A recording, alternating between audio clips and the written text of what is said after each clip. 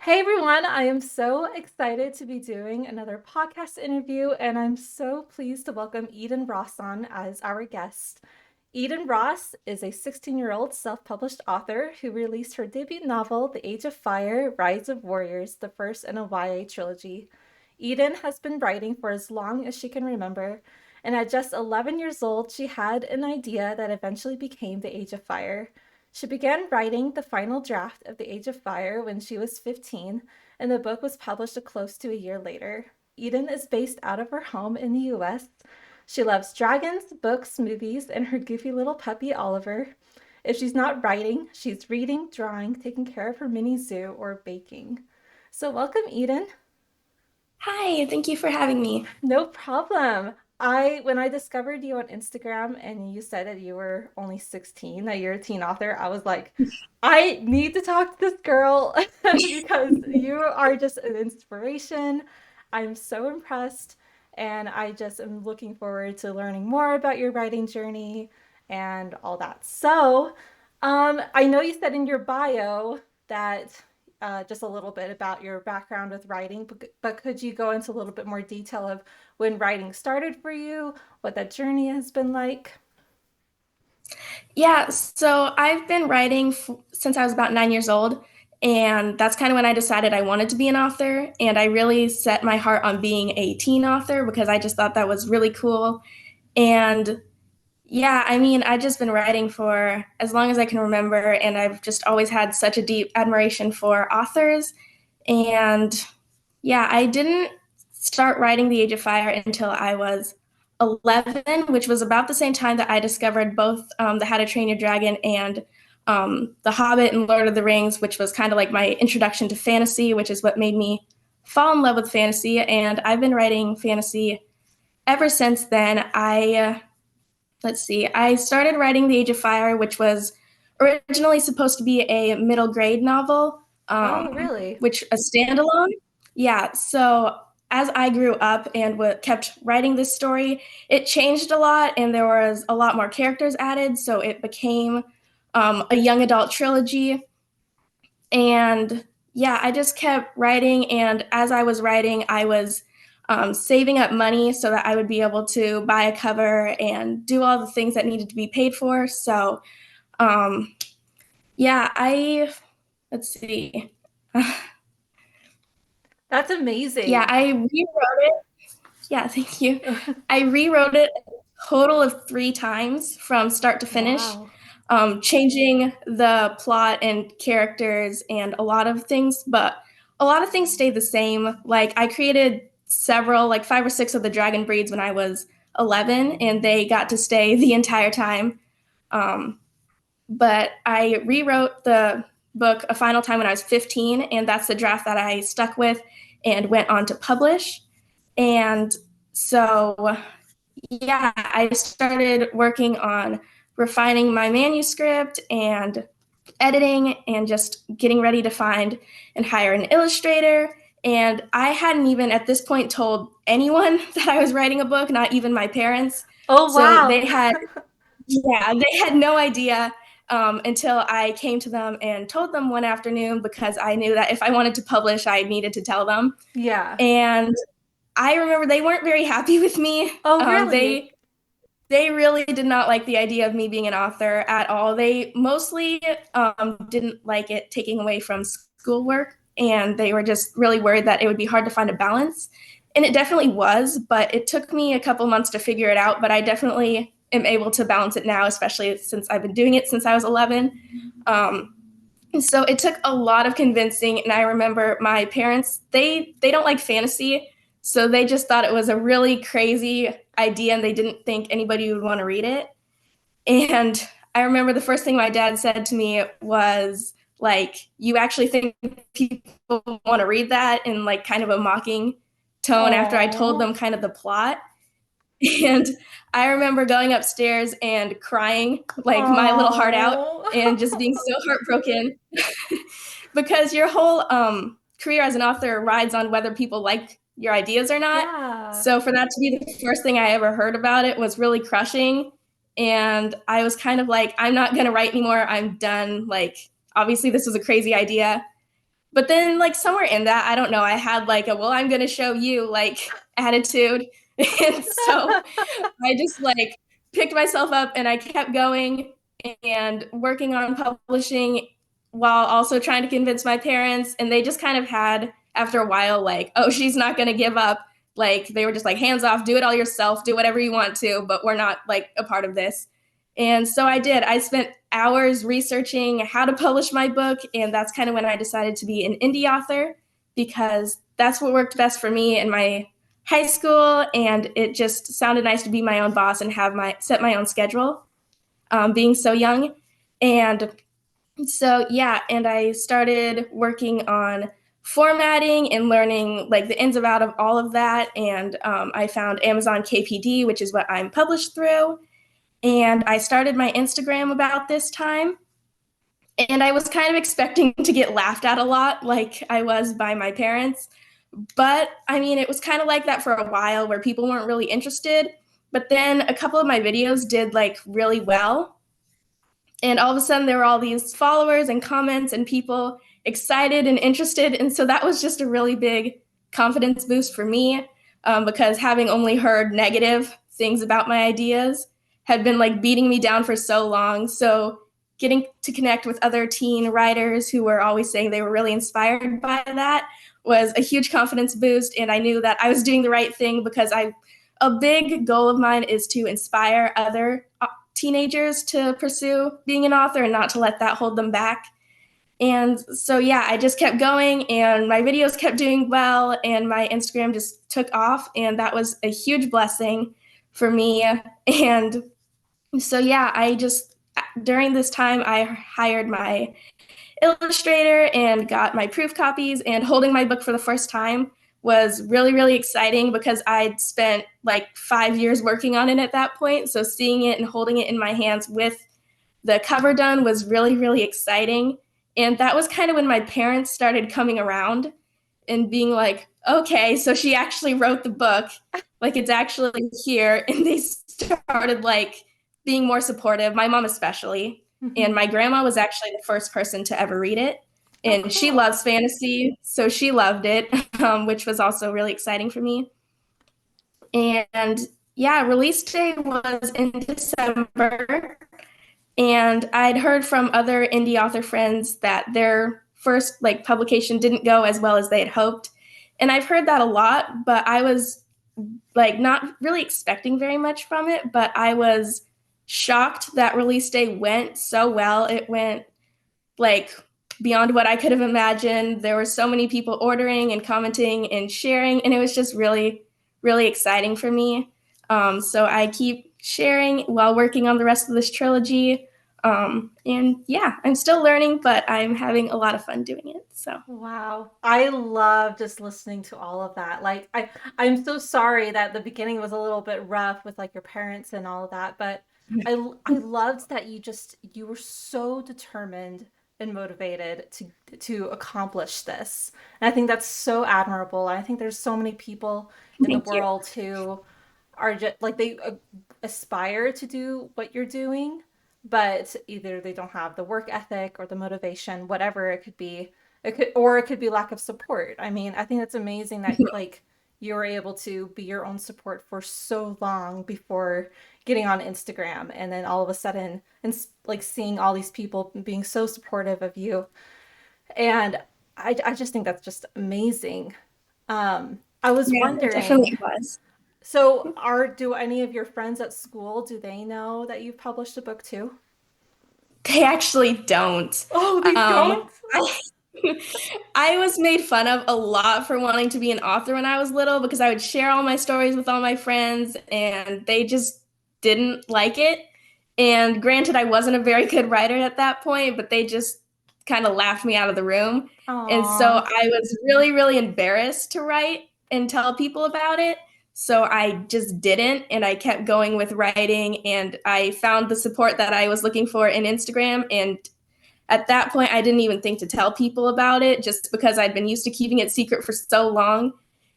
And so right now I'm kind of on the fence of do I tell them or do I not tell them? Because it's just kind of a big thing to be like, oh, yeah, by the way, I wrote a book and I've had it for like a year now, and I never told you guys. So it's Oh kind of my a goodness. You know, I can totally relate to that though, because like when I was your age, I liked writing, but I was too embarrassed to tell anyone that I liked writing too. And I think I remember I was like a 12, I think. I remember having a moment where I was with my friends and I was talking about like, let's do imagination with dragons and stuff. And they were just looking at me like, you're a weirdo. So I think that was like the moment where I realized, oh wait, I don't think I want to do this. But I totally understand like that stage of life where you want to fit in. You don't want to feel embarrassed about something that you want to do. So that's totally understandable. yeah, So, it's yeah. definitely at this point, I don't think I'd be embarrassed to tell people. I just don't really want that kind of attention on Right. myself. Right. So, That I can totally understand that too because yeah, once you become an author and people know, it's like it almost feels like you're known as you're the author person. And sometimes I yeah, just want to be known definitely. for just who I am, you know? Mhm. Yeah. Yeah. I could see that. Well, I loved hearing all of that, and I can't wait to learn more about the Age of Fire from you. I know I read the book, I was so impressed, and just sticking through a project. Like, okay, here's another thing. When I was your age, I did not finish one book. I like wrote like two chapters and then I was done. So like, what is your process for getting a book done? Well, so I've actually finished a total of 3 novels, 2 of which are not published. Oh Um, wow. one I wrote when I was, I think, let's see, one I wrote when I was 14 and one I wrote when I was 10.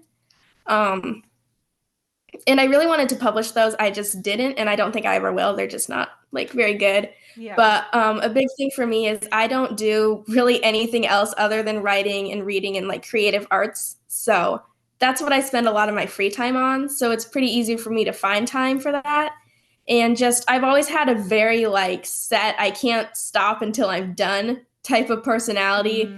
Yeah. So I'll spend so much time like fixated on finishing one thing, and that's just kind of my personality. I don't like to Right. see things not finished. Yeah, I can totally understand that. I've become that kind of person now that I'm an adult. Like if especially when it comes to books, it's like if I leave a book unfinished, it is going to brew in my head forever until I finish it. And it's going to like Yeah. frustrate me like I need to do this thing. So, yeah, that's understandable. All right, so can you tell us a little bit about what the Age of Fire is about? Yeah, so The Age of Fire is a young adult fantasy trilogy that takes place in a world that consists of 5 dragon islands that have been cursed to be at war forever. And this war has been going on for about 40 years. And really, the only way to break the curse is for one person to rise from each of the 5 dragon islands and come together, rally their people, and like put aside hatred they have for the other islands to come and defeat the witch queen who was the cause of the war and has been imprisoned for the duration of the war and has recently been released. So they have to come together and rally against her to fight and push her back. And so, yeah, it has a lot of found family, dragon rider bonds, high level like world building, and 2 romance subplots, multiple POVs, and just all kinds of stuff mixed into it. Yeah. And it's kind of like take the How to Train Your Dragon cast, make them a little more mature, and put them in like a dragon themed Middle Earth. So I love that. I love that. So yeah, this world is just so big and epic, which is what made me so impressed. I was like, oh my goodness, there's so much world building. It's so rich with it. What was your inspiration for creating this world? yeah, so I've always loved like a lot of people in their books put elements like fire, earth, water, like as a big common theme in their magic systems. And I love that. I love the elements, but I was always more into like ecosystems like desert, rainforest, swamps, like just all those different ecosystems. So I wanted to create a world that had each of those ecosystems but like their own island and not all mashed into one big island like Mm, they were at the beginning. So I have, like the forest island, the desert island, the volcanic island, and all these different worlds. And I knew I wanted to create dragons. specific to each island. So I have the different dragons that live in the different islands that match that island's like ecosystem, and their firing capabilities are able to help them survive through their different worlds. And just, yeah, and the magic system was kind of drew from my like love for the elements, but also just like something different that I hadn't seen before. And I wish I remember more of how I came up with all of it. It was just so long ago that I don't even remember my entire thought process behind it. Yeah.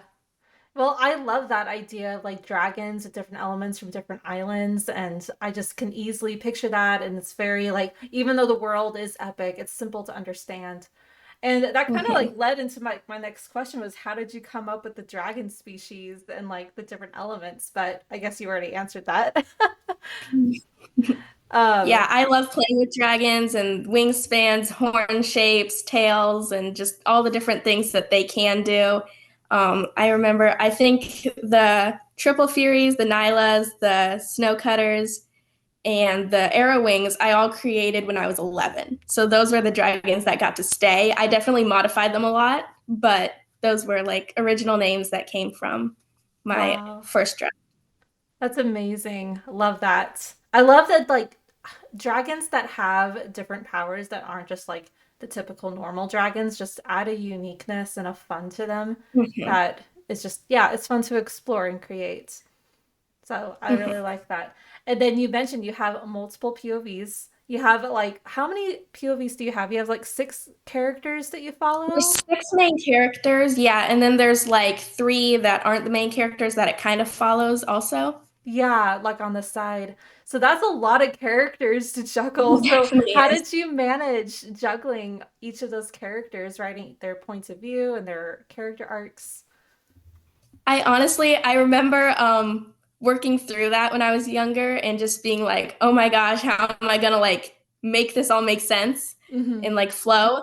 And I remember a lot of it came from the Lord of the Ring movies, how Mm. there's all these different stories being followed. And I just thought like, okay, if this was a movie, this would be where they cut scene and jump into the next one. And just remembering like if this was a movie, this is where they'd cut scenes, this is where they'd switch the narrative. And so yeah, that was kind of my like thought process behind putting it all together. And I had this big like chart in my room that was like a literal timeline, like this is the order that all of this happened in so that I would know, you know, when chapters need to be put in, when different events happen, and when it was time to switch the POVs. So I spent like a year really working on Hmm. mastering the multiple perspectives. So Yeah. Wow. It's like having that all organized, I think is great. And then also picturing it like a movie, like a cutscene and all that. I think that's a really good idea. I heard from an author, what's his name, Brandon Mull. I'm not sure if you've heard of him, but thanks. he writes middle grade fantasy, but I think one of his pieces of writing advice was to imagine writing it like it's like a movie in your head. And so Mhm. it's like when you're picturing the dialogue, the action, the cutscenes, that it's like a movie and that That's can definitely how I write. So yeah. So I think that's a great idea. And then that way, like you can help make it like because movies are more fast paced than books. So mhm. I feel like if you were to follow it like a movie, then it can be like you can try to make your story more fast paced rather than really slow and like there's Mhm. parts that wouldn't be like imagine like every single scene would be in a movie, right? I don't Yeah. know. Just an idea. That's what I thought. And then which character was your favorite to write? Yeah, I always say that it's a tie between Blair and Lyra Uh-huh. because Blair is my self-insert character. So she's a lot like me, and a lot of the things about her are like geared to me because my favorite element is fire. So she's the firebender. And I kind of hid like a lot of imagery with her character, like to me, because she's a teenager in an adult's world, and I'm a teenager in like a more adult world. So I just had like fun putting in all those little hidden like elements of myself in Mm-hmm. there. And then Lyra, because she's such a layered character, like there's so many different hurts and emotions that she feels, and just like her backstory is very like complex, and there's just a lot of layers to her like character. So I have a lot of fun writing that, and in book two, like unraveling bits of her past. And so yeah. Wow, that's great. I love characters, writing characters that we can, as the author, really relate to. We see ourselves in them. And Mm-hmm. in a way, it kind of makes it easier to write those characters and characters who are completely opposite from us because we Yeah, get it to definitely understand. is. Yeah, and we can add our own emotion to their character and just helps them come to life. So I like that. So I usually ask authors to give a one piece of writing advice and one piece of advice to an aspiring author, which I would love that advice. But I'm wondering if you could give advice to any teens who are writing. Yeah, definitely. I would always say to slow down, but also like don't wait, which sounds kind of contradictory.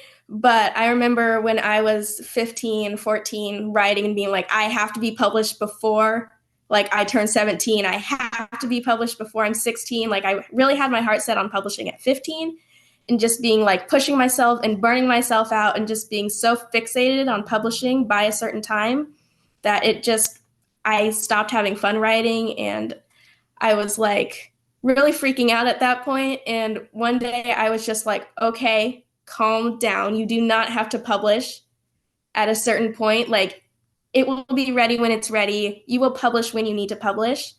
And so I did. I just kind of stopped fixating on that specific time and just writing with what worked for me and editing to a point where it was like, okay, this feels ready to publish. It feels good, but then also not like a lot of people procrastinate or wait. I've had teen author friends who have said to me, like, I don't want to write while I'm a teenager. I don't feel ready. Like, I feel too young to be taken seriously. And it's like, don't stop writing or wait to publish because you're young or even at any point in writing. Just write and it'll be done when it's done. So, Love that advice. Like 16-year-old me would just get so much inspiration from your words just now. Like, love that. All right, can we do some rapid fire questions now? All right. This is like my favorite part of the interview, personally. What is your favorite trope? I love found family or really anything about family. It always like just hits so close to me, and I just take a lot like of heartwarming moments out of family interactions. Love that. Love that trope so much. And then what is your favorite writing beverage or snack? So I don't really eat when I'm writing, but I love a hot cup of tea, and I always put some lemon juice in it, and I'll Ooh. just down like several mugs in one writing session. I love that's such a cozy beverage to have when you're writing. It is, yeah. What is your favorite book currently? Currently, the Dance of Thieves duology by Mary E. Person. I really love the second one, especially Vow of Thieves. It was just, yeah. Yeah. I really need to pick up that duology. I read oh what's the first one? The Kiss of Deception and that Mhm. trilogy, but I think that was is that like a that's the original and then Down Dance of Thieves is that like a spin-off of that maybe? I think it's a spinoff. I haven't actually read the trilogy because I didn't even know Okay. it was a thing. Gotcha. But I did have them on my TBR. But I was able to understand it pretty well without reading that Oh, trilogy good to know. first. Good to They were know. really good, so I definitely recommend. Got it. Because I'm like, I don't think I want to reread that trilogy in order to read Dance of Thieves. So that's good to know. So I'll want to get to that trilogy or that duology soon. What are you working on right now? The second book in the Age of Fire trilogy, it's called The Dark Realm. I'm currently working on some last round edits, and it's going to be published July 16th of this year. Awesome. That's so exciting. All right. And then where can readers find you? Instagram is the best place to find me. I post daily updates and I interact with my followers quite a bit there and answer questions and give teasers for book two. So, Awesome. All right. And your Instagram is awesome too. I love the aesthetics that you post, and it got me excited to read your book. thank So, you. all right. Well, it was so wonderful chatting with you. And then also to any of our listeners, all the links to Eden Ross's like Instagram and like to get her books will be in the show notes. And anyway, I hope you have a wonderful rest of your day. It was so wonderful You chatting with too. you. Yes. All right.